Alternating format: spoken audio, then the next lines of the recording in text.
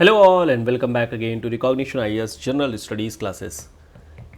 इस सेशन में हम लोग बात कर रहे हैं पॉलिटी प्री कम मेंस के बारे में। और लास्ट क्लास में हम लोगों ने डिस्कस किया था प्रियम्बल, हिस्टोरिकल बैकग्राउंड्स और आर्टिकल नंबर 1 पार्ट 1 का। इस सेशन में हम लोग बात करेंगे स्टेट रीऑर्गेनाइजेशन के बारे में कि आखिर में स्टेट की जो रीऑर्गेनाइजेशन की गई उसके पीछे की हिस्ट्री क्या है और किस तरीके से ये रीऑर्गेनाइजेशन किया जाता है। पहले हम लोग जरा सा इस कहानी को जरा समझ लेते हैं और उसके बाद से वन बाय वन करके जरा इसके फैक्चुअल डिटेल को देखेंगे। हम सभी लोगों को पता है कि आर्टिकल नंबर 4 में ये बात बताई गई है कि किस तरीके से स्टेट का रीऑर्गेनाइजेशन करना है, यानी कि स्टेट की बाउंड्री को चेंज करना, स्टेट के नाम को चेंज करना। और इसमें रेफरेंस दिया गया है आर्टिकल नंबर 1 और आर्टिकल नंबर 3 का। और यहाँ पर एक और बात बताई गई है कि यहाँ पर रहेगा शेड्यूल नंबर 1 और इस शेड्यूल नंबर 1 में ही जो भी स्टेट्स हैं या जो भी यूटीज़ हैं उनके नाम यहाँ पर लिखे हुए हैं। तो आर्टिकल नंबर 4 के बारे में आप लोगों को क्लैरिटी होगी। हम लोग बात करते हैं अगर स्टेट रीऑर्गेनाइजेशन की, तो कहानी शुरू होती है 1947 से। 1947 में जब हम आज़ाद हो चुके थे तो सबसे बड़ी टसल, सबसे बड़ी प्रॉब्लम के तौर पर निकल के आया था हमारा स्टेट का रीऑर्गेनाइजेशन करना। इस समय तक अगर बात किया जाए तो लगभग 571 रियासतें थीं, अलग अलग फॉर्मेट में थीं। शुरुआती दिनों में से जब कॉन्स्टिट्यूशन को इम्प्लीमेंट करना था तो उस दौरान में यहाँ पर 4 पार्ट में हमारे स्टेट्स को डिवाइड कर दिया गया था। इसे हम लोग part A, part B, part C और पार्ट डी के नाम से जानते हैं। पार्ट ए में मेनली रखा गया था जो जितने भी ब्रिटिश प्रोविंसेस थे उनको यहाँ पर रख दिया गया था। बी में अगर बात किया जाए तो मेनली यहाँ पर प्रिंसली स्टेट को रखा गया था। सी में यहाँ पर चीफ कमिश्नरेट को रखा गया था और लास्ट में डी में रखा गया था आइलैंड्स को, जैसे हमारा अंडमान निकोबार हो गया। इन सब के बाद में यहाँ पर अब ये कहा गया कि हमें अब एक ज़रूरत है स्टेट रीऑर्गेनाइजेशन के लिए।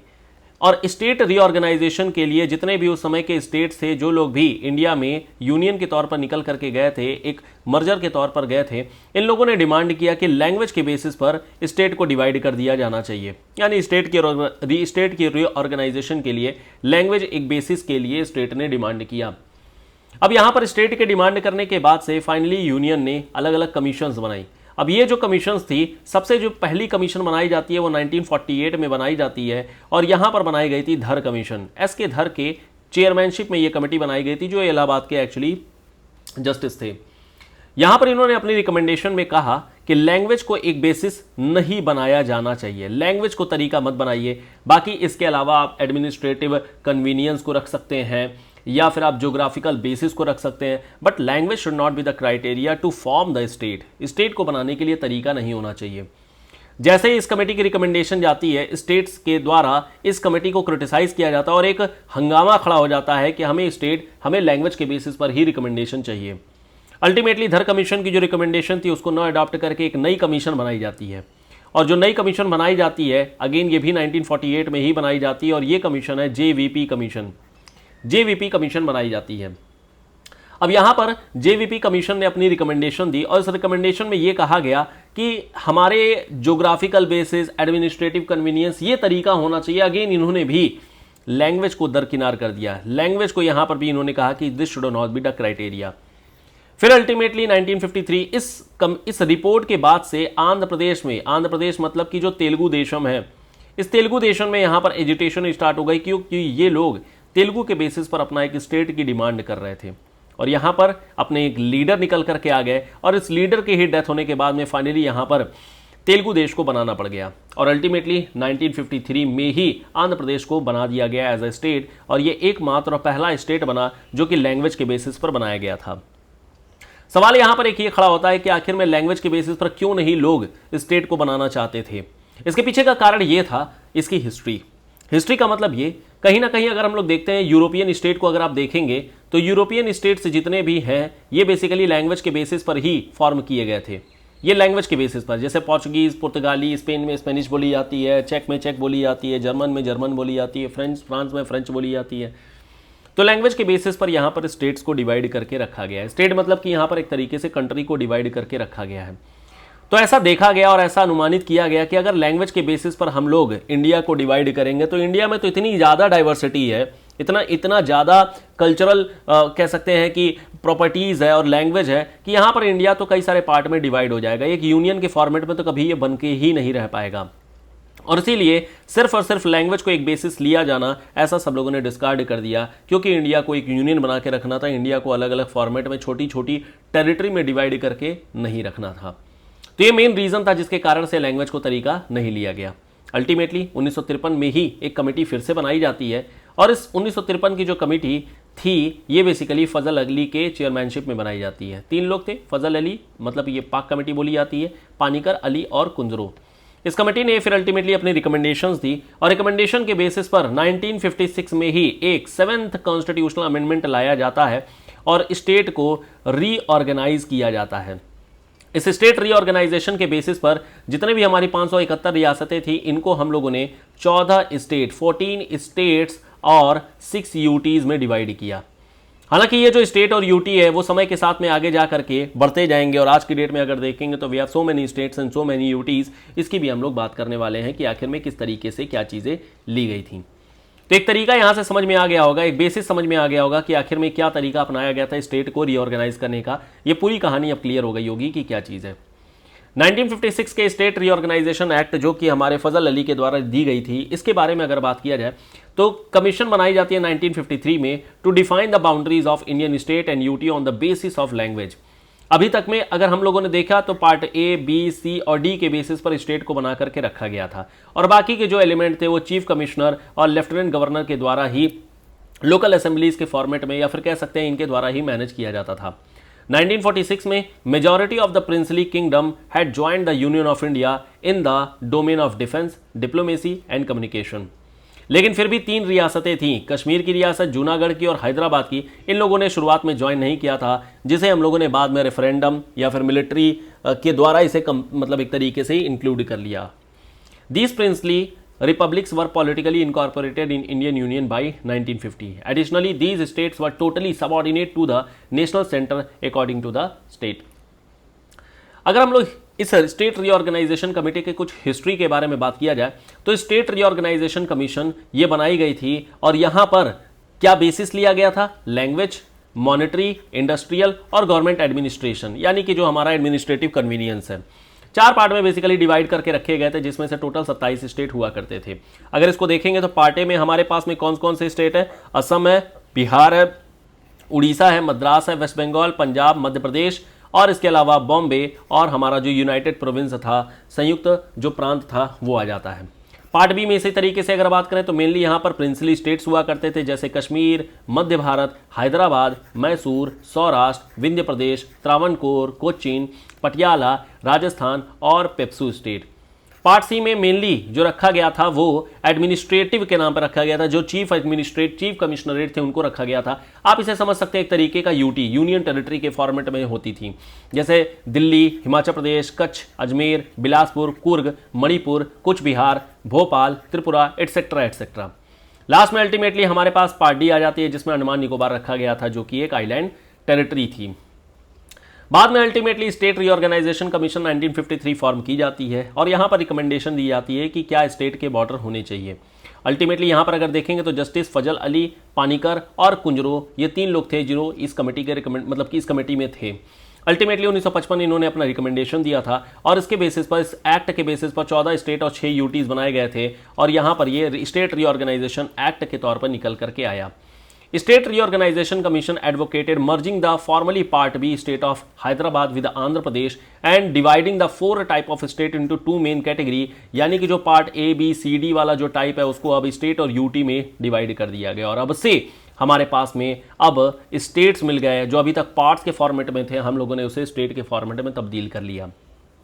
इस स्टेट रीऑर्गेनाइजेशन के थ्रू हम लोगों ने बेसिकली आर्टिकल 4 को यूज़ किया, और पार्लियामेंट को पावर दी गई थी कि अल्टीमेटली आप किस तरीके से स्टेट को रीऑर्गेनाइज करना चाहते हैं वो कर दीजिए।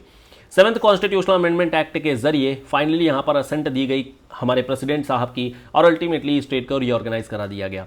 जो पार्ट ए, पार्ट बी और पार्ट डी के स्टेट्स थे उनको अबॉलिश कर दिया गया, और उनको टेरिटरी के फॉर्मेट में, स्टेट के फॉर्मेट में ले आ दिया गया, और बाकी जो पार्ट सी था उसको यूनियन टेरिटरी में तब्दील कर दिया गया। 14 स्टेट अब 14 जो हमारे पार्ट्स थे वो अब 27 स्टेट्स में कन्वर्ट हो चुके थे। Bombay, Andhra Pradesh as a consequence of reconstructing 1956, Kerala, Madhya Pradesh, Maharashtra, Madras, Mysore, Punjab, Rajasthan, ये सब नए स्टेट के फॉर्मेट में बना दिए गए थे। सवाल ये उठता है कि रीऑर्गेनाइजेशन ऑफ स्टेट की ज़रूरत क्या थी। रीऑर्गेनाइजेशन ऑफ द स्टेट की ज़रूरत इसलिए थी क्योंकि ये बहुत ही छोटे छोटे टेरिटरीज़ के फॉर्मेट में थे, सबसे पहली बात ये, और दूसरा इसके पीछे की जो हिस्ट्री थी, कहीं ना कहीं इसकी जो पीछे की हिस्ट्री थी वो एक प्रिंसली स्टेट के फॉर्मेट में थी या फिर ब्रिटिश प्रोविंस के फॉर्मेट में थी। हमें इसे इंडियन स्टेट या इंडियनाइजेशन करने की ज़रूरत थी, और उसके लिए आर्टिकल 3 में ही, आर्टिकल 3 के प्रोविजंस के बेसिस पर अल्टीमेटली स्टेट रीऑर्गेनाइजेशन किया गया, यानी कि the procedure which has been mentioned in the article number 3 through which we tried to reorganise the states. अब यहाँ पर कई सारी चीज़ें ली गई थी, जैसे क्रिएशन ऑफ लिंग्विस्टिक रीजन को लेकर के किया गया था कि लैंग्वेज को एक बेसिस ले लिया जाए, रीजनल जो लैंग्वेज है उनके डेवलपमेंट के लिए अलग से एक बोर्ड बनाया जाना चाहिए, emotional integration of different language group और लिंग्विस्टिक आइडेंटिकल यूनिट्स। मतलब इन सभी चीज़ों को अगर आप ध्यान से देखेंगे तो एक लैंग्वेज का एक बेसिस लिया जा रहा है, लेकिन लैंग्वेज ही सिर्फ एक बेसिस नहीं लिया जा रहा है। इसके अलावा स्टेट का जो भी एक इकोनॉमिक लेवल का डेवलपमेंट है या सोशल लेवल का डेवलपमेंट है उसको भी किस तरीके से हमें एलिवेट करना है, उसको भी एक कंसीडर किया जाएगा स्टेट को रीऑर्गेनाइज कराने के लिए। इसके अलावा raising awareness among ethnic minorities. अब इसके लिए शुरुआती दिनों में जो हमारी एथनिक माइनॉरिटी वाला इलाका है, एसटी का इलाका है, उसे यूनियन टेरिटरी के फॉर्मेट में रखा गया था। अभी हम लोग थोड़ी देर में डिस्कस करेंगे हमारी यूनियन टेरिटरीज कौन कौन सी हुआ करती थी। इसके अलावा कंसोलिडेशन शुड बी सिंपलर, ये रखा गया। National minority communities that are upset acquire a perception of prejudice that is pervasive. Financial backwardness को ध्यान में रखा गया। इसके अलावा अपॉर्चुनिटीज जो होनी चाहिए it should be available to all. इन सब के माध्यम से अल्टीमेटली जितने भी हमारे 571 प्रिंसली स्टेट हुआ करते थे इसको रीऑर्गेनाइज करा के 27 स्टेट में हम लोगों ने कन्वर्ट कर दिया, और इस तरीके से जितने भी हिस्टोरिकल और पॉलिटिकल फैक्टर्स थे उन सभी को ध्यान में रखते हुए इस स्टेट को रीऑर्गेनाइज करने के बाद 27 स्टेट में कन्वर्ट कर दिया गया था। This interim restructuring of states was carried out in order to reorganize the states into 16 state and 3 union territory. Ultimately यहाँ पर 14 स्टेट और 6 यूनियन टेरिटरी के फॉर्मेट में बन गई थी। खैर यहाँ पर ज़्यादा कुछ खास कहानी है नहीं, इसको आप चाहे तो स्किप करके आगे भी बढ़ सकते हैं। धीरे धीरे हम लोगों ने जो हमारा स्टेट था, जैसे नागालैंड हो गया, उसको भी हम लोगों ने एक स्टेट का स्टेटहुड दे दिया, छत्तीसगढ़ को दे दिया, झारखंड को दे दिया, उत्तराखंड को दे दिया। तो मतलब कहीं ना कहीं सोशो इकोनॉमिक बेसिस को लेते हुए स्टेट को रीऑर्गेनाइज किया गया था। अब जो कमीशंस थे उसमें सबसे इंपॉर्टेंट कमीशन आती है हमारी फजल अली की ही कमीशन, क्योंकि इन्होंने ही बेसिकली 1953 में जब इसको बनाया गया था तो इन्होंने ही अपनी रिकमेंडेशन के बेसिस पर, this was the final recommendation जिसके बेसिस पर स्टेट को रीऑर्गेनाइज किया गया था। इससे पहले आंध्र प्रदेश में हम लोगों ने बात किया ही था कि एक तेलुगु देश है और यहाँ पर तेलुगु के बेसिस पर एक स्टेट की डिमांड की गई थी, जिसमें से पोट्टू सीतारामुल्लू ये एजिटेशन पे बैठे थे। हालांकि इनके एजिटेशन के दौरान में कुछ खास हुआ नहीं, लेकिन जब इनकी डेथ हो गई थी तो एक रिवॉल्यूशन के तौर पे, एक क्रांति के तौर पर निकल करके आया और फाइनली आंध्र प्रदेश को एक स्टेटहुड मिल गया, एक पहला लिंग्विस्टिक स्टेट बन गया था जिसे एक लैंग्वेज के बेसिस पर बनाया गया था। तो कहीं ना कहीं लिंग्विस्टिक बेस स्टेट बनाया जाना चाहिए, नहीं बनाया जाना चाहिए, इस चीज़ को लेकर के हमेशा एक टसल रहती है कि क्या इसे लैंग्वेज को एक स्टेट बनाना चाहिए कि नहीं बनाना चाहिए। आप लोग बताइए कमेंट बॉक्स में, क्या लैंग्वेज को एक बेसिस बनाया जाना चाहिए स्टेट को रीऑर्गेनाइज करने के लिए? इसके मेरिट्स क्या हैं और उसके डीमेरिट्स क्या हैं, ये आप लोग जरा कमेंट बॉक्स में बताइए कि आखिर में क्या हमें करना चाहिए, what should be the basis. और हमेशा ये ध्यान रखना है कि जो भी हम लोग आज डिसीजन लेंगे उसका इम्पैक्ट आने वाले समय में काफ़ी बड़ा पड़ सकता है, तो इसलिए सोच समझ करके हमें चीज़ों को करना चाहिए। So what should be the merits and demerits if we reorganise the state with respect to the language and its impact on the future generations, ये आपको बताना है। State reorganisation studied that entire nation needed to be reorganized into 3 main territory zone and 16 states। और ultimately जो होता है ये सब चीज़ें बन गई थी। स्टेट में कौन कौन? वेस्ट बंगाल, उत्तर प्रदेश, बॉम्बे, केरल, मैसूर, पंजाब, मध्य प्रदेश, उड़ीसा, राजस्थान और जम्मू एंड कश्मीर, ये बना दिया गया था। और टेरिटरी के फॉर्मेट में, यूनियन टेरिटरी के फॉर्मेट में दिल्ली, मणिपुर, मिनिकॉय, हिमाचल प्रदेश, अंडमान निकोबार, लक्षद्वीप, तो ये सब बनाया गया था और साथ में त्रिपुरा भी था। शाह कमीशन के रिकमेंडेशन को अगर बात किया जाए तो शाह कमीशन की रिकमेंडेशन काफ़ी बाद में आई थी, 1977 के दौरान में इस्टाब्लिश किया गया था ड्यूरिंग द इमरजेंसी। तो Punjab reorganisation act passed in 1966 और अल्टीमेटली ये शाह कमीशन के अपॉइंटमेंट के बेसिस पर इसको किया गया था। यहाँ पर पंजाबी स्पीकिंग और हिंदी स्पीकिंग दो लोगों को अलग अलग किया गया 1966 के दौरान में, और यहाँ से पंजाब से हरियाणा को अलग कर दिया गया और दोनों की कॉमन राजधानी, कॉमन कैपिटल के तौर पर चंडीगढ़ को रखा गया और इसे एक यूनियन टेरिटरी में तब्दील कर दिया गया था। बाद में कई सारे स्टेट्स का रीऑर्गेनाइजेशन किया गया। एक बार हम लोग जरा रीऑर्गेनाइजेशन के बारे में जरा देख लेते हैं, जितने भी स्टेट्स हैं, और उनकी एक हिस्ट्री को जरा देख लेते हैं कि क्या क्या हिस्ट्री रही है। जैसे 1960 में अगर बात किया जाए तो 1960 के दौरान में बॉम्बे जो प्रोविंस है, उस बॉम्बे प्रोविंस से दो स्टेट निकल करके आए। एक हमारा गुजरात निकल करके आया, दूसरा निकल करके आया महाराष्ट्र। फिर इसी तरीके से 1963 के दौरान में हमें नागालैंड एज अ स्टेट देखने को मिलता है। और नागालैंड शुरुआती दिनों में यह असम का पार्ट था, असम एक स्टेट का पार्ट था जिसे अलग करके अब नागालैंड रख दिया गया था। लेकिन नागालैंड को जब किया गया तो 13 कॉन्स्टिट्यूशनल अमेंडमेंट एक्ट के थ्रू किया गया था। फिर 1961 में इसी तरीके से दमन एंड दीव जो है और साथ में गोवा, ये पोर्चुगीज से लिबरेट कर दिया गया था। और पोर्चुगीज से लिबरेट करने के बाद में ये एक 12th कॉन्स्टिट्यूशनल अमेंडमेंट एक्ट के जरिए इन दोनों को यूनियन टेरिटरी में तब्दील कर दिया गया था। 1963 के बाद 1966 में पंजाब से हरियाणा को अलग कर दिया गया और अब ये दो स्टेट बन गए थे। 1971 में इसी तरीके से हिमाचल प्रदेश जो एक यूटी के फॉर्मेट में था उसे अब एक स्टेटहुड दे दिया गया था। 1972 में जो मेघालय, दिस इज मेघालय, एक यूटी के फॉर्मेट में था, इसे भी स्टेट दे दिया गया। इसके अलावा मणिपुर और जो त्रिपुरा है, दिस इज मणिपुर और जो त्रिपुरा है, इसे भी अब यूनियन टेरिटरी से अब स्टेटहुड का एक दर्जा दे दिया गया था। 1966 में आते आते फिर हम लोगों ने बात किया ही कि हमारा 1966 में चंडीगढ़ को भी एक यूनियन टेरिटरी बना दिया गया था। 1975 में अगर बात करते हैं तो सिक्किम को भी अब इंडियन टेरिटरी में इंटीग्रेट कर दिया गया था और ये 36 कॉन्स्टिट्यूशनल अमेंडमेंट एक्ट के जरिए किया गया था। 1987 में इसी तरीके से लास्ट हमारा रीऑर्गेनाइजेशन होता है in a format of Goa. Goa को हम लोगों ने एक प्रॉपर स्टेटहुड दे दिया था जो कि अभी तक हमारा एक यूनियन टेरिटरी के फॉर्मेट में था। देखिए 12th कॉन्स्टिट्यूशनल अमेंडमेंट एक्ट के जरिए 1961 में यूटी दिया गया था, 1987 में इसे स्टेटहुड दे दिया गया था। सिमिलरली इसी तरीके से अरुणाचल प्रदेश इसे 55वें कॉन्स्टिट्यूशनल अमेंडमेंट एक्ट के जरिए और मिजोरम को 53वें कॉन्स्टिट्यूशनल अमेंडमेंट एक्ट के जरिए स्टेटहुड दे दिया गया और इस तरीके से हमारे नॉर्थ ईस्ट में 7 स्टेट्स आ गए। यूनियन टेरिटरी में अगर बात किया जाए तो यूनियन टेरिटरी में इसी तरीके से हमारे पास में कई सारे चेंजेस किए गए थे। एग्जाम्पल के तौर पर बात किया जाए, शुरुआती दिनों में अगर बात करें तो हमारे पास दिल्ली, हिमाचल प्रदेश, मणिपुर, त्रिपुरा, अंडमान एंड निकोबार, लक्षद्वीप ये हुआ करते थे। ये हमारे पास में 3-3-6 यूटी हुआ करते थे। फिर उसके बाद से 1966 में चंडीगढ़ को भी एक यूटी बना दिया गया था। दिस इज 1966 में चंडीगढ़ को यूटी बना दिया गया। हिमाचल प्रदेश को 1971 में यूटी से हटा करके स्टेटहुड दे दिया गया। मणिपुर को इसी तरीके से 1972 और त्रिपुरा को भी 1972 में यूटी से हटा करके स्टेटहुड दे दिया गया था। दमन एंड दीव को, this is Daman and Diu को 1987 में दे दिया गया कि यूटी में तब्दील कर दिया गया था और इस तरीके से हमारे पास चीजें आ जाती हैं। रिसेंट में अगर बात किया जाए जो स्टेट रीऑर्गेनाइजेशन की गई है वो एक तो 2000 में की गई है, दूसरी 2014 में और तीसरी की गई है 2019 में। 2000 में अगर बात किया जाए तो 1 नवंबर को छत्तीसगढ़ बनाया गया था, 9 नवंबर को इसी तरीके से उत्तराखंड बनाया गया था और 15 नवंबर को झारखंड बनाया गया था। ये डेट इसलिए भी थोड़ी सी इंपॉर्टेंट हो जाती है क्योंकि कई बार सीक्वेंस पूछ दिया जाता है कि कौन सा स्टेट कब बना था, तो सीक्वेंस में लगाने के लिए you should memorise these dates.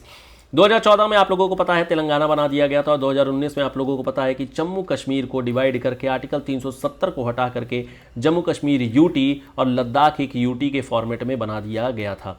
तो ये डेट्स आप लोग ध्यान रखिएगा एक आध बार, और स्टेट पीसीएस में क्वेश्चन इस पर पूछे जाते हैं। तो यही चीज़ यहाँ पर लिखी गई है कि जो असम है ये 1969 में 2 स्टेट में डिवाइड कर दिया गया था, एक मेघालय बन गया था और दूसरा हमारा जो असम है वो बन ही गया था। मणिपुर और त्रिपुरा को इसी तरीके से अब स्टेट में तब्दील कर दिया गया। सिक्किम ऐसा पहला स्टेट बन गया यूनियन टेरिटरी के फॉर्मेट में जो बाद में फुल फ्लेजेड स्टेट दे दिया गया था। 36वें कॉन्स्टिट्यूशनल अमेंडमेंट एक्ट के जरिए किया गया था 1975 में। मिजोरम को इसी तरीके से 1986 में, अरुणाचल प्रदेश को इसी तरीके से 24वां स्टेट बनाया गया था 1987 में, और दमन दीव, गोवा की टेरिटरी ये सब बाद में लिबरेट कर दी गई थी। ये सब पोर्चुगीज के फॉर्मेट में थी। अब यहाँ पर अगर आप लोगों को एक सवाल दिमाग में अगर नहीं आ रहा है तो थोड़ा ध्यान से पढ़ने की ज़रूरत है। यहाँ पर कुछ स्टेट के तो हम लोगों ने नॉर्मल तौर पर कहा कि हाँ रिकमेंडेशन मतलब ये रीऑर्गेनाइज कर दिया गया है, लेकिन कुछ जगहों पर हम लोगों ने बोला है कि ये कॉन्स्टिट्यूशनल अमेंडमेंट एक्ट के जरिए किया गया है। अगर आप लोगों को याद हो आर्टिकल नंबर 4 में हम लोगों ने डिस्कस किया हुआ था कि जो स्टेट की रीऑर्गेनाइजेशन होगी, the change of the boundaries और the naming of the state या कुछ भी अगर नया किया जाता है, ये होल सोल पावर होगी पार्लियामेंट की, लेकिन इसे कॉन्स्टिट्यूशनल अमेंडमेंट नहीं कहा जाएगा।